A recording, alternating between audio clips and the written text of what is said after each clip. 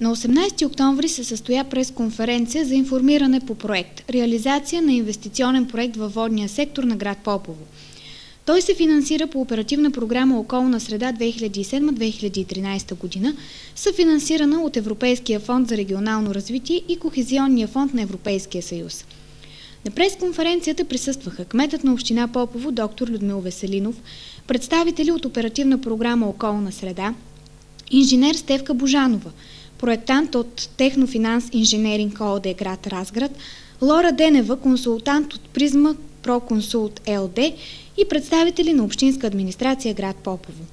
Инженер Николов, ръководител на проекта, запозна присъстващите с дейностите по него и припомни, че това е втори етап от мастер-плана за Попово, разработен още при стартирането на програмата през 2007 година. Това е един проект, който даваше точна картина на състоянието на водопроводната и канализационна мрежа на град Попово, което никак не беше в завидно състояние. Този проект в него беше разработена инвестиционна програма в няколко етапа.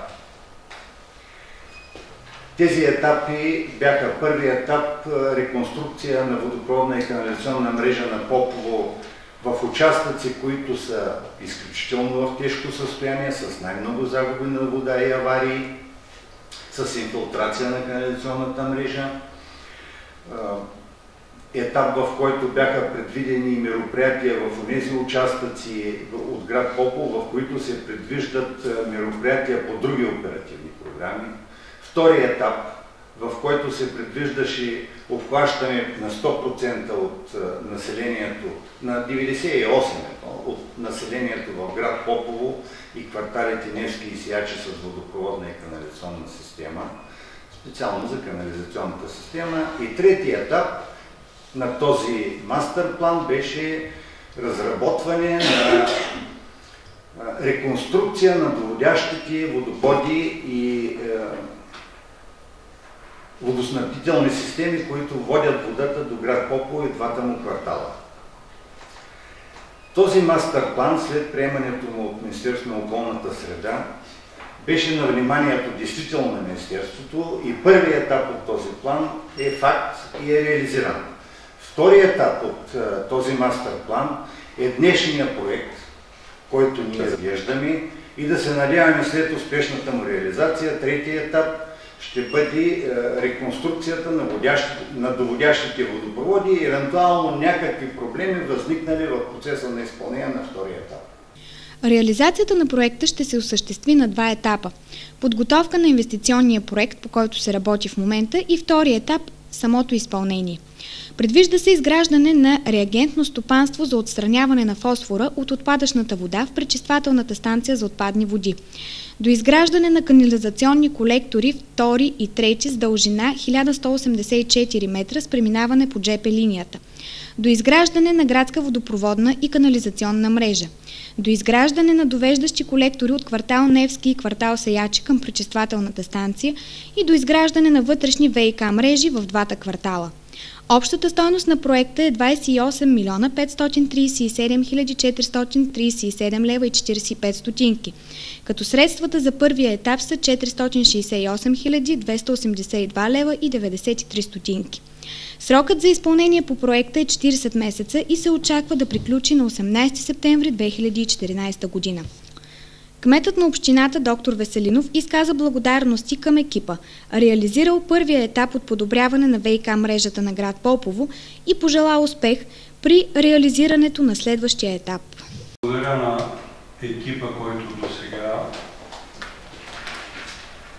работи по този проект и искам скромно да се похваля, че на националната среща, която се проведе в Пловдив, на Сдружението на общините, община Попово беше наградена именно за този проект за добро управление, проект в оперативна програма «Околна среда». Очакваните резултати са увеличаване делът на населението, включено в канализационната мрежа, намалени загуби на вода и оптимизирана работа на пречиствателната станция за отпадни води чрез намаляване на инфилтрацията на канализационната мрежа. В периода 17-21 октомври Попово бе домакин на дейностите по проект "Младите в местното самоуправление" по програма "Младежта в действие". В този проект участваха младежи от поповските гимназии Христо Ботев и Никола Пушкаров и младежи от неправителствената организация Център за регионално и устойчиво развитие град Неготино, Македония. Проектът "Младите в местното самоуправление" има за цел разширяване на младежкото участие на местно ниво. Идеята е да бъде изграден модел за партньорство между младите хора и местната власт, целящ да приобщи младежите към проблемите на общността, като ги включи в процеса на вземане на решения. Този модел да бъде в помощ при изграждането на успешно партньорство между местната власт и младежите. Дейностите по проекта започнаха с презентация на тема "Младите хора и местната власт". По-късно към младите хора се присъедини и кметът на община Попово, доктор Людмил Веселинов, за да разбере техните проблеми и начините им за разрешаване. Той приветства техните инициативи и креативността им. Аз се радвам да ви приветствам с добре дошли в Попово, нашите гости от Готино. Също да благодаря на нашите ученици от Попово, че се включиха в този проект и така активно работят, доколкото ми е информацията. Ние имаме с вас една обща задача. Задачата е взаимно да си бъдем полезни и взаимно да си използваме като добри приятели. Защо сме приятели, ако не се използваме? Ние възрастните или нашето поколение малко по-различно мислиме и може би увлечени в ежедневието с рутинни действия позабравяме и не до там се ангажираме с всички проблеми на младите хора в община Попово.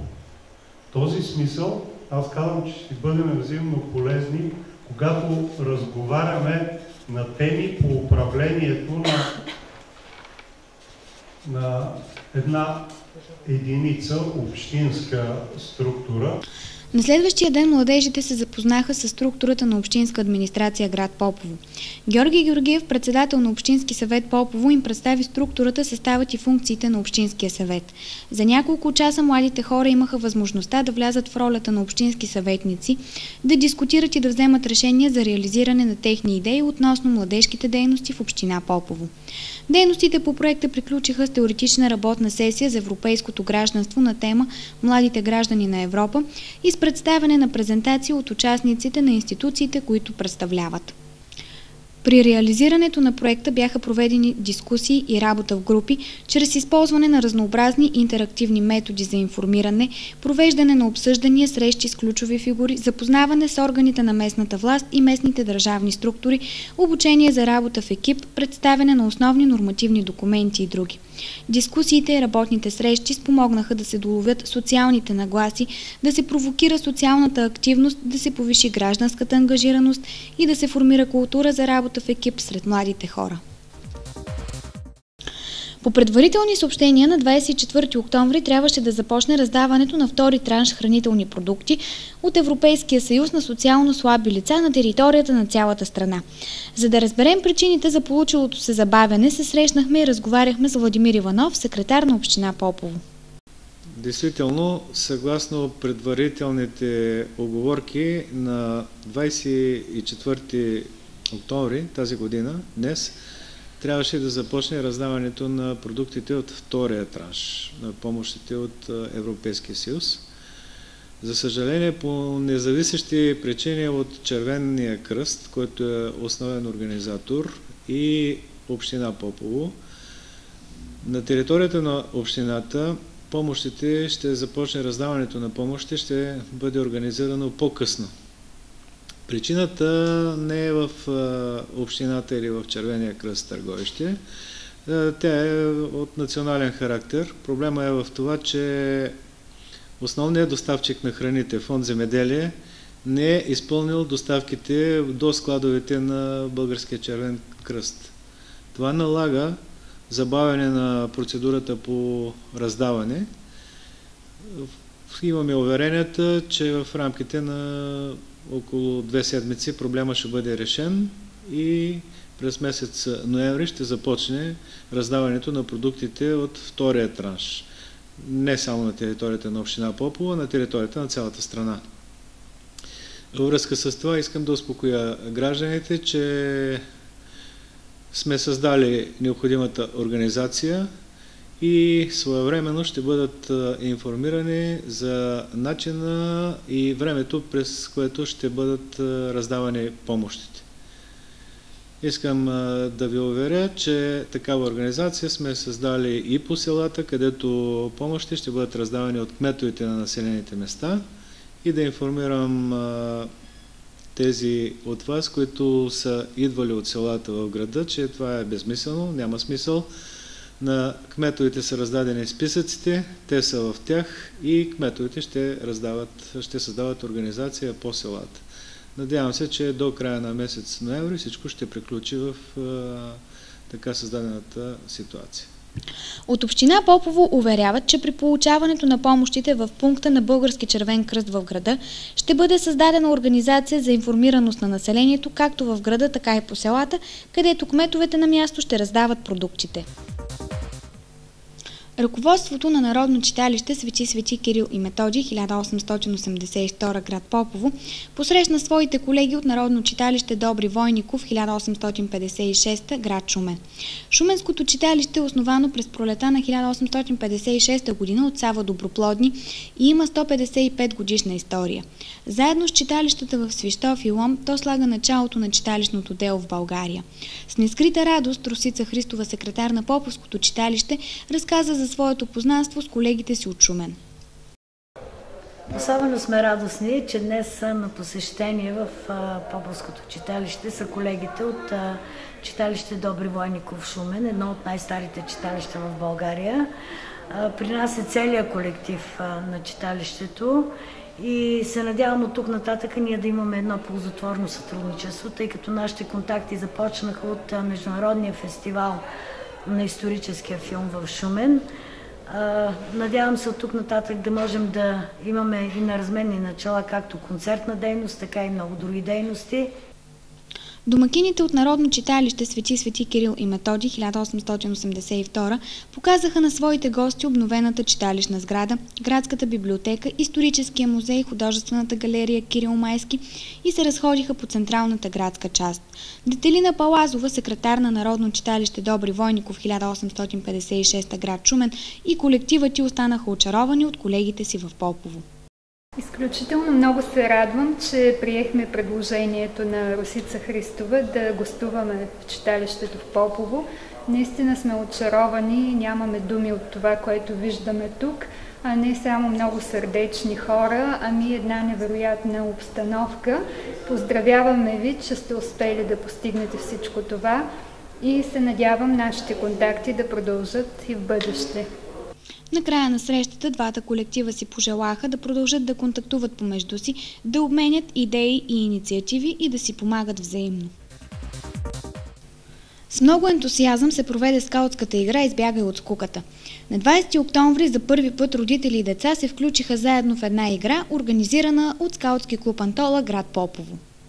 Днешният повод за събирането на скаутски клуб Антола е една дейност, която организираме с нашите деца и техните родители. Като идеята е да участват заедно в скаутски игри, като направа на огън, скаутско хлебче, ориентиране, алпийска дейност, както виждате там, и да се учат на много други интересни неща и да се забавляват най-вече. Родителите не знаеха какво да очакват, най-вероятно защото за първи път участваха в една игра заедно с децата си. Групите от скаут и родител бяха разделени на няколко отбора, като всеки един от тях трябваше да изработи знаменце, което да им послужи като отличителен знак. Стартът бе даден от площада пред община Попово, след което се продължи към чешмата с пирамидата, където участниците получиха нови инструкции, за да стигнат до историческия музей в града. След всеки от пунктовете групите получаваха по част от легендата за Антола. Следващият етап от играта се проведе в градския парк на Попово. Там отборите трябваше да умесят и изпекат скаутско хлебче. Една от играта ни месен е направа на скалско хлебче. Играта е заедно родители с деца. Просто самите родители да се запознаят с какво се занимават техните деца в нашия скалски клуб, в скалски клуб Антола.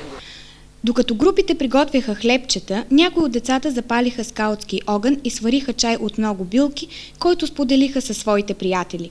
Игрите продължиха по трасе за ориентиране, направа на възли, като последния пункт бе с алпийска насоченост. При тази игра деца и родители трябваше да се спуснат по предварително подготвения въжен тролей. В градската градина скаутите бяха показали и много скаутски връзки, които нашите деца са донесли от различни скаутски лагери по света. Връзките, които сме откачили, са събирани от цял свят, като сме ходили по джамбурета и скаутски събирания. Разменяли сме с много други скаути, обогатяли сме си културата и това е идеята на тези връзки, да покажем различието между различните скаутски организации. Всеки отбор получи грамота за участие. Провеждането на играта в градската градина привлече много деца заедно с техните родители. Тези игри предизвикаха незабравими спомени и емоции в малки и големи.